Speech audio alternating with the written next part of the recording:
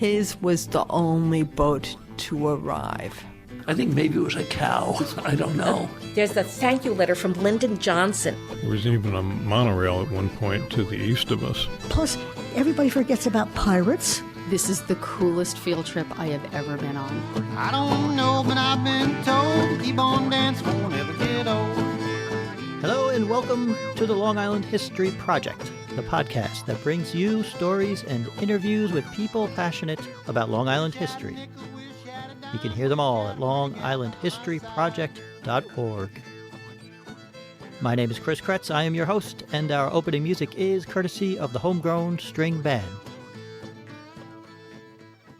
This is a special bonus episode for the month of March for Women's History Month. We wanted to get one more in.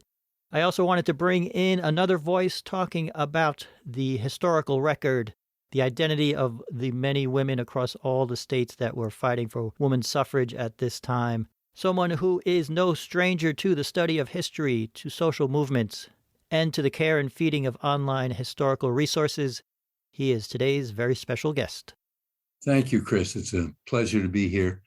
And I'm Tom Dublin. I'm a retired professor of history, and I taught for about 40 years at the University of California, San Diego, and the State University of New York at Binghamton.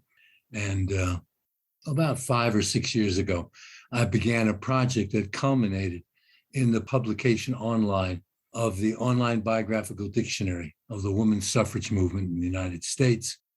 And it is an effort to bring grassroots woman suffrage activists to the fore and to provide crowdsourced biographical sketches of more than 3,600 women activists from the period roughly 1890 to 1920.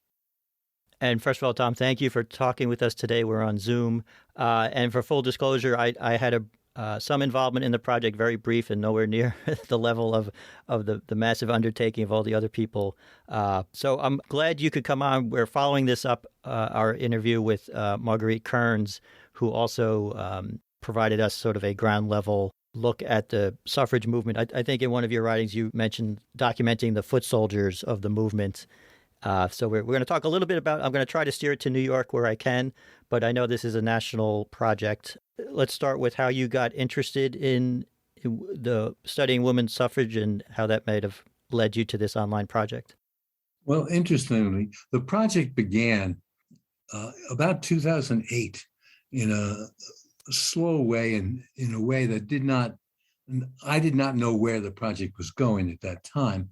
But at that time, I contacted Rosalind Terborg Penn, a historian who had written a 1978 dissertation on African Americans in the women's suffrage movement, and whose book on the same topic was published in the 1990s. And I coordinated with Rosalind and made an effort to identify and then to publish online as many of the writings of Black women suffragists as I could. And Rosalind Terborg Penn and I identified 70 or 80 Black women suffragists. And with some students' help, I began at Binghamton, where I was at that time, to look for as many writings as we could get. And I thought, as the work progressed, I might get 500 or 600 items here. And this will be quite an addition, I thought, to the literature and give due credit to the Black women suffragists for their part in this great social movement.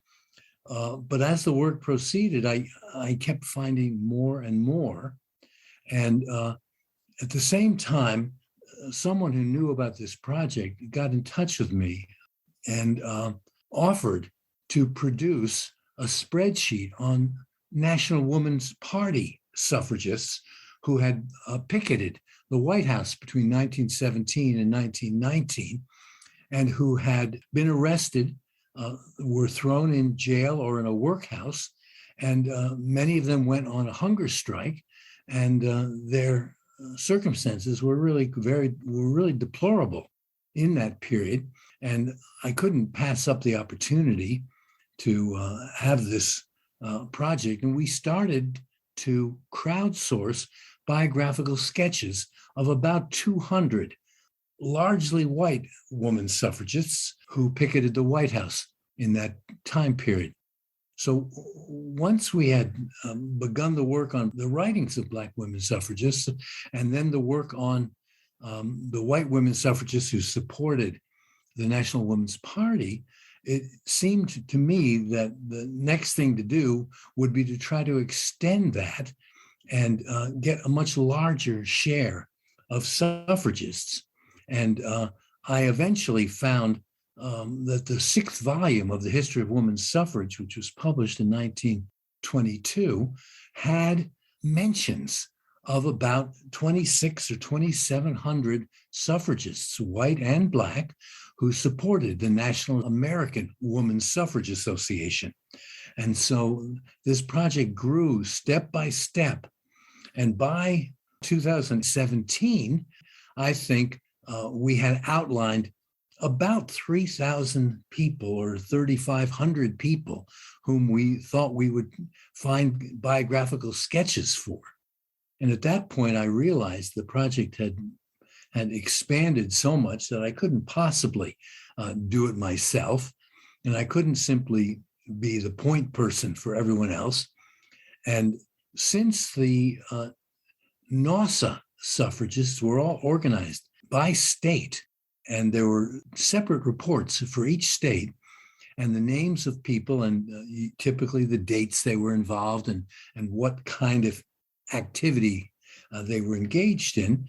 So at that point, I set out and I tapped my networks and made calls for people who would serve as state coordinators. And in the end, we got about 42, 44 volunteers to handle individual states, not absolutely all 48 states as existed back in the 19-teens, but a very large share of them. And Chris, you were one of those state coordinators who helped me enormously. And these state coordinators went out, put out calls through various outlets, and encouraged volunteers who would write biographical sketches. They also identified additional suffragists who weren't listed in any of these original sources. That was also extremely helpful. And so the number grew and grew bit by bit as the project proceeded. And there was 1 week in particular, I remember, that was the most demanding. We'd put out an announcement. I think it was online, but it may have included an email component as well. There was 1 week in which people who subscribed to the newsletter of the American Association for State and Local History, a great number, about 250 people, contacted me that week and volunteered to write biographical sketches. And it was at that point that I think I realized that crowdsourcing was going to do it. And in the end, I did a little tally and went through my spreadsheets, and I found that we had more than 1,900 people who volunteered as either state coordinators or biographical sketch researchers and writers. So it was a project that really caught on and got a great deal of public support. Yeah, and we'll talk about that public support. And just so to paint the picture, sometimes these volunteers were given very minimal information, maybe a mention of a woman's name, maybe just their husband's name. They were Mrs. John Smith, and then you knew maybe the town they lived in or the organization they were in. But were you surprised how much information people were able to find from those small beginnings? It was really quite remarkable. And I think the sources that people relied upon, they used Ancestry.com, available at a lot of public libraries, not always in academic libraries, but they used Ancestry.com or Find a Grave. These are two sources for vital information about quite anonymous people. And then they also increasingly were finding access to online collections of newspapers. And these online collections of newspapers are typically searchable. So there's Chronically America, which is put together by the Library of Congress.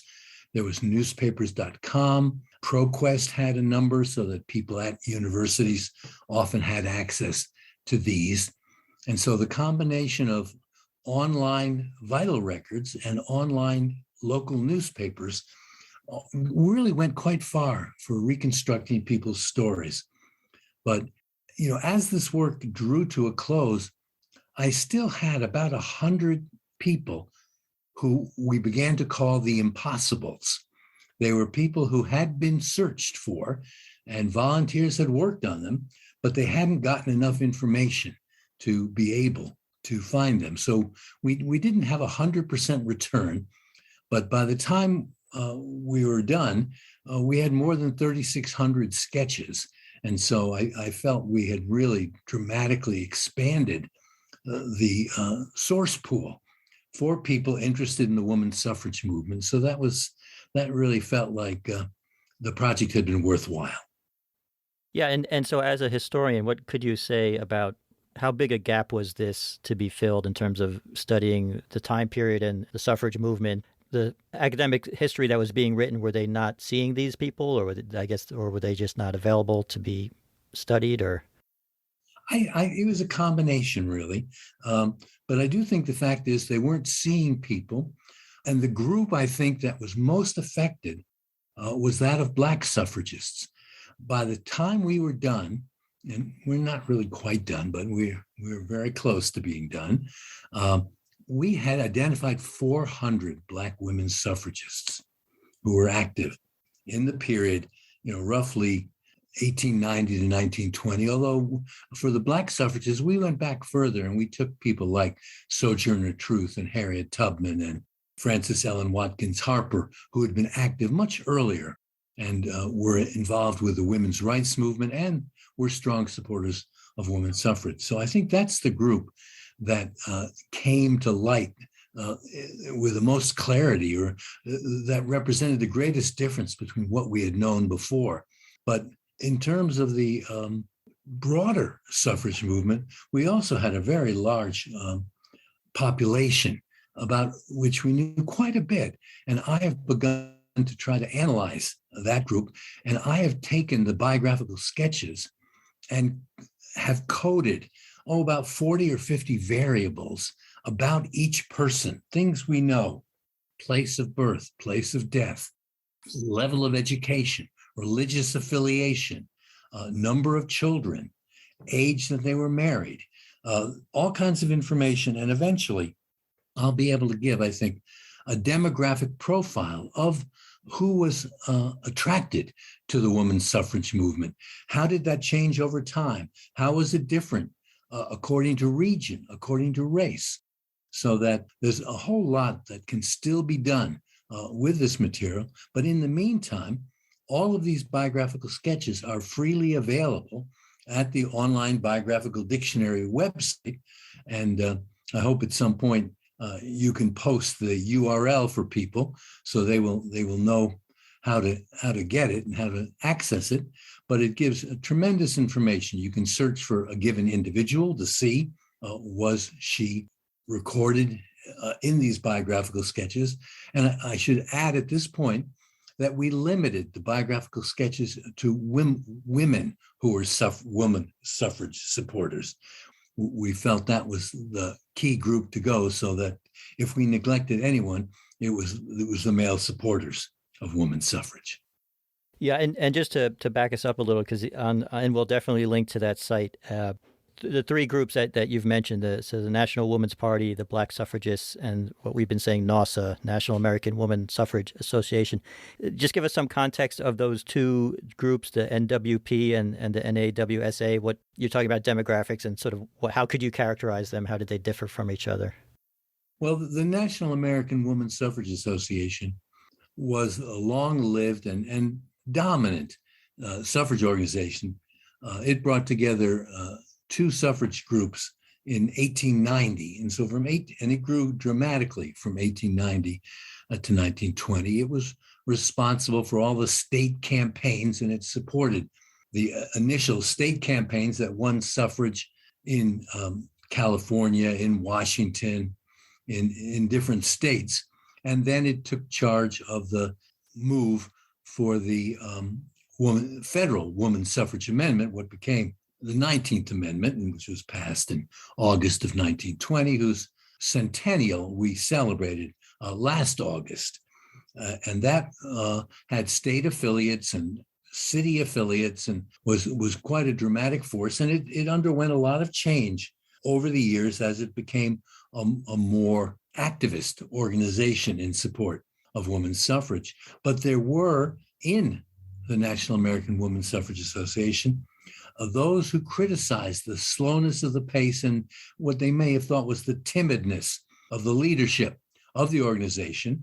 And in 1913, Alice Paul and others founded the Congressional Union. It was first an activist group within NAWSA, but it eventually broke away and in 1916 founded the National Woman's Party. The National Woman's Party took as its main tactic to hold responsible the political party in power, which in 1916 to 1920 was the Democratic Party under Woodrow Wilson, to hold that party responsible for the failure to pass a woman's suffrage amendment. And in 1916, the National Woman's Party sent out teams going by train into Western states which had the vote, and they lobbied hard against Democratic candidates, whether or not those candidates supported women's suffrage, because in the opinion of the leaders of the NWP, the Democratic Party did not support women's suffrage adequately and should be made to pay a political price for that. And as the campaigns went forward after 1916, the National Woman's Party organized protests in Washington, D.C. and in other cities, and made life a bit uncomfortable for the sitting president, and kept reminding the public that women did not have suffrage. How long would they have to wait? And when the United States went to war in April of 1917 and joined World War I, the suffragists said, you're fighting for democracy abroad, but when will women have democracy here at home? And that was sort of the slogan, and that was what gave unity to the picketing of the White House between 1917 and 1919 that caused some embarrassment to the administration, led to the jailing of about 200 picketers over a year and a half or 2 year period. So it was quite a transformation. And really, it was the picketing of the White House that led to the final Supreme Court ruling that such picketing was legal and that it was an expression of free speech. And we really have the suffragists of the 1910s to thank for the broader political freedoms that Americans enjoy today. Yeah, and I'll just again allude to the interview I did with Marguerite Kearns.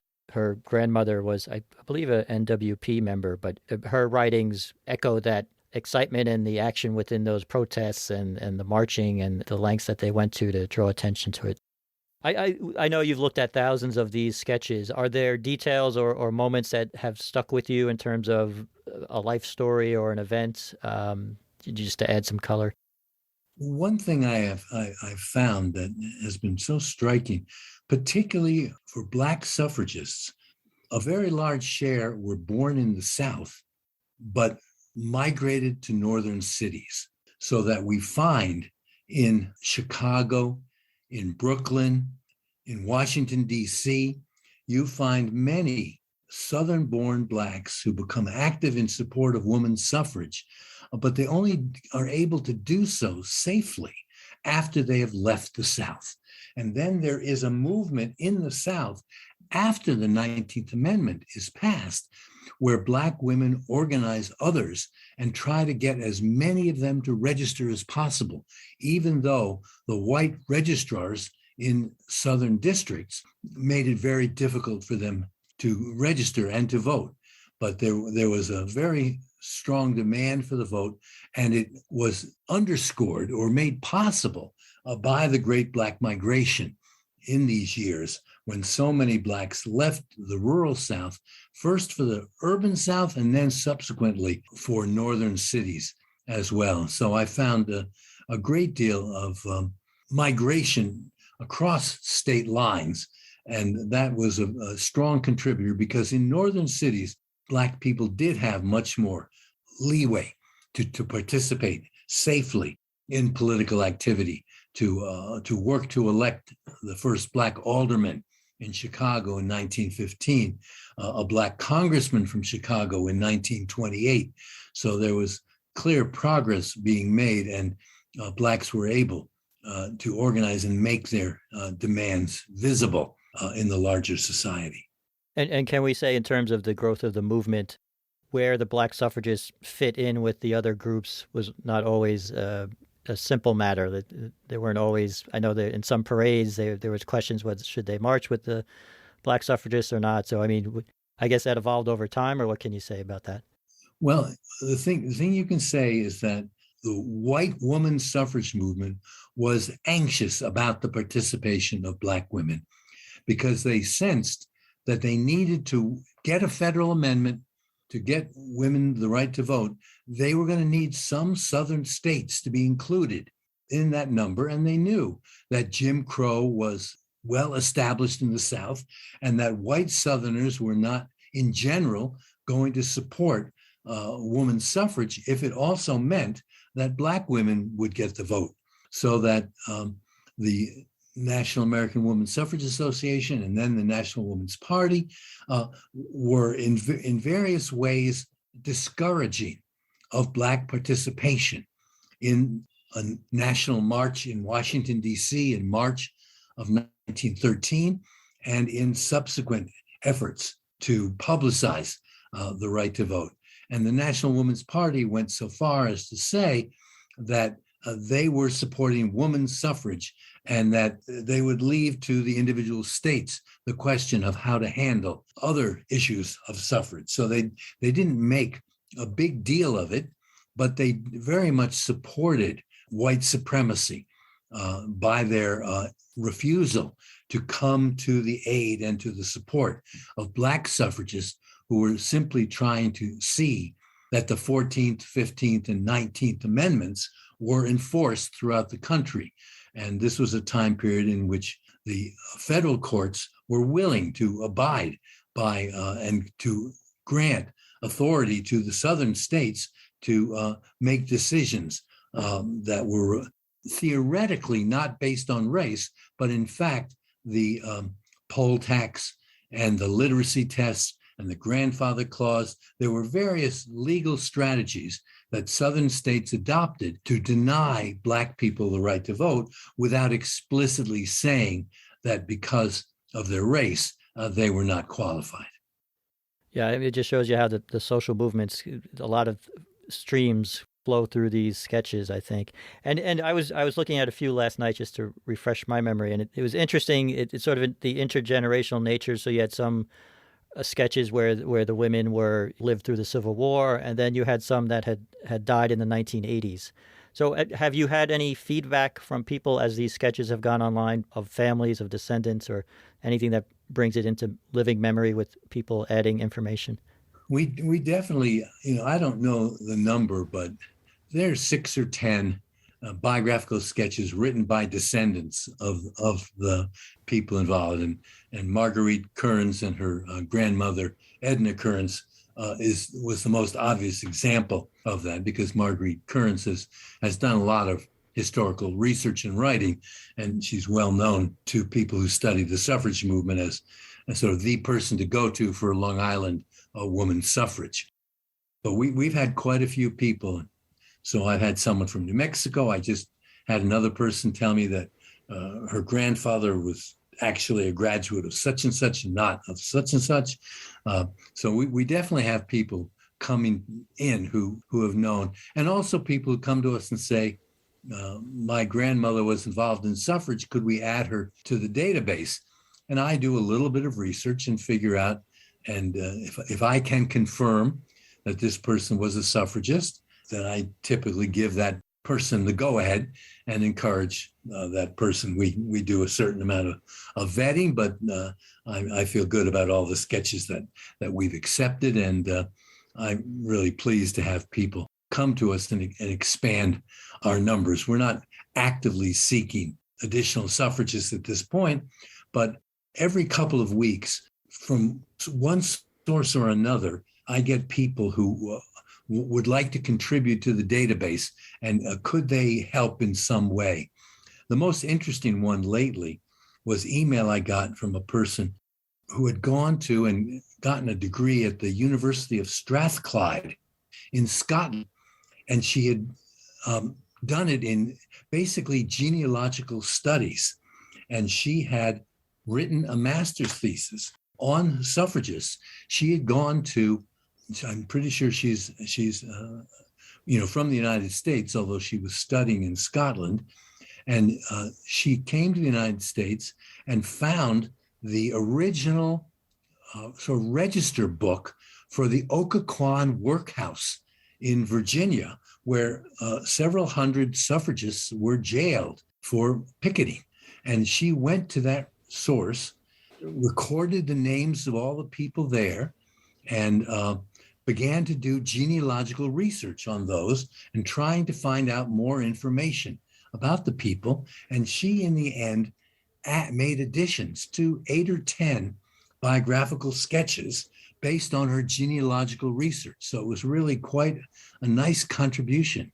And I was so pleased to find a person who had those very specific skills and was interested in following up and adding to our information. So we expect that while we won't probably be adding very many new people, that every 3 months or every 6 months, I could imagine we will add half a dozen revised sketches and be a place where our knowledge of these suffragists will really keep expanding, and that this database will, I hope, become a really valuable resource for people doing research. They come upon a group of suffragists in Portland, Oregon, and they ask themselves, what's already there in the Online Biographical Dictionary?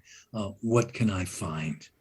And just as a side question, but you've been in the field for so long, and I know you've been active in an early adopter of online sources and creating projects. Has that evolved the way you thought it was, or what's your sense of or excitement about history and online sources and where it's all going? Well, I am really struck by how much online resources have expanded, and how many universities and how many private companies are putting together databases, resources of materials, where there's where they find a large collection that would be of interest more generally, especially, I think, motivated by the pandemic that we've all been experiencing for the last 2 years, that people cannot necessarily get to archives. So archives, are putting material online so that people can research their holdings from a distance and safely. So that I've just been struck by how much is now out there, how much more. We began the Woman Social Movement's website. This was Catherine Sklar and myself in 1997. So in December of 1997, so that's now 24 and a half years ago, we began putting material up online and publishing document projects, analytic collections of documents that addressed historiographical issues in American women's history. And now, almost 25 years later, there's so much more of that kind of material that people can access through the database collections of their university and college libraries, through the public libraries, where there are increasing numbers of subscriptions to these materials, and just what is freely available that people put up on the web, like the Online Biographical Dictionary. It is amazing. I mean, it sounds like needles in haystacks, but there's a lot of needles out there and a lot of ways to search the haystack. So you can find a lot of unknown or forgotten information, definitely. it certainly beats the method I became familiar with earlier in my career, which was sitting at a microfilm reader with my right hand on the crank and turning the crank around and going through pages looking for a key word that that would lead me to actually look at that page more closely. So it's quite a changed world for research.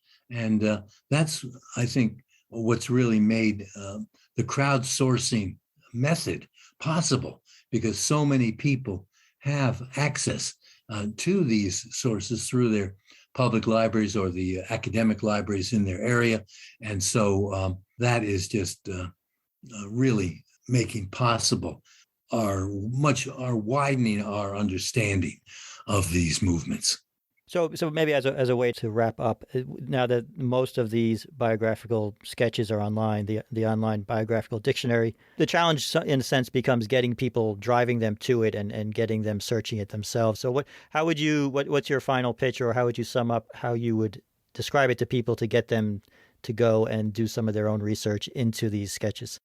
I would say that if you have come upon material and you know something about some suffragists and you want to know more, come to the Online Biographical Dictionary. There is a search engine on the landing page, and then there are search engines again on the home page for Black suffragists, on the home page for National Woman's Party activists, and for the National American Woman Suffrage Association. You can look up a city, you can look up a person, you can look up a group. If you want to know something about the Populist Party and its connections to woman suffrage, or the Progressive Party in 1912, or you want to know were socialists involved in the woman suffrage movement, if you pick any keyword or any place name or any person's name and you search for it, you will find whether that person is mentioned or that group is mentioned in any biographical sketch. And since you're looking through 3,000 plus biographical sketches, you're going to get a fair number of hits. And if you find your person, you'll find other people that she was connected to and that she worked with for suffrage. So all you need to do is to have kind of a starting point and have some sort of a search term. And with that search term, you can really go to town. To whet people's appetite, I was searching Long Island locations last night, and I was searching Hempstead and came up with Eliza Dutton from Virginia, who met her husband, who was a Northerner posing as a Southern spy during the war, and they moved back to Hempstead, Long Island, and she became involved in the suffrage movement. So these little strands lead you to more strands. Absolutely. I just came across Hempstead also myself in the last few days. Brooklyn had a really extensive women's suffrage activity, particularly among Black women in Brooklyn. And Dr. Verena Morton-Jones had a medical practice in Brooklyn, but at some point she had visited friends and acquaintances in Hempstead, and she decided for the last 20 years of her life, and I think that would sort of be 1920 to 1940, she moved her practice to Hempstead, Long Island. And there she was a well-known doctor in the community in the 20s and 30s. And she became active in settlement house work and in clinic work with poor people in Hempstead, Long Island. So you find these stories, and they do extend outward in unexpected ways. Well, Tom, thank you for talking, and thank you for shepherding this project to where I know it's not complete. It'll probably always be somewhat growing, but it's a huge compliment to you to see that it was pulled off. And I know with the help of many, but again, congratulations and thanks for talking to us today. It took a village, so thank you very much. Enjoyed speaking with you, and hope that some of your listeners will at some point get in touch with me about the database.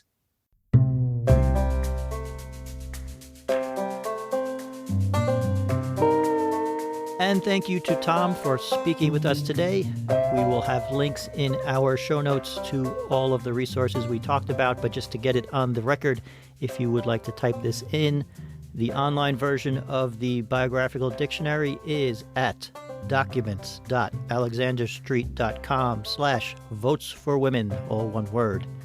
And it is a very deep and fascinating collection of resources, of glimpses into the lives of these women and their families.